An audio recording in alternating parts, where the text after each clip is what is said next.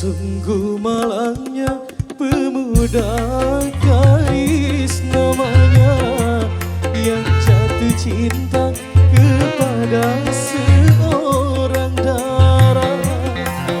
Putri saudagar kaya, Laila namanya, sedangkan dia hanya anak seorang yang sederhana.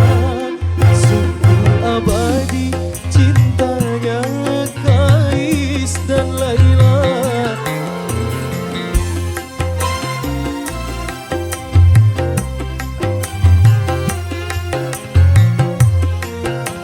Bersama AWBN spesial buat para tamu dan anak sedang menikmati santap sore. Asik.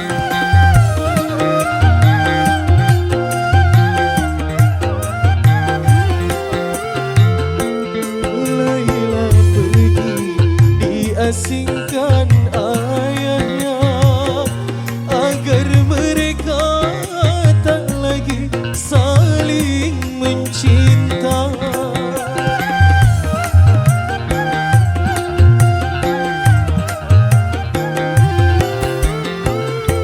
Kasihan Kais bagai orang gila, setiap hari nama Laila.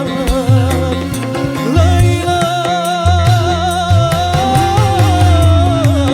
oh Laila, di tengah gurun Sahara mereka berjumpa antara gemuruh badai, hingga akhirnya menutup mata.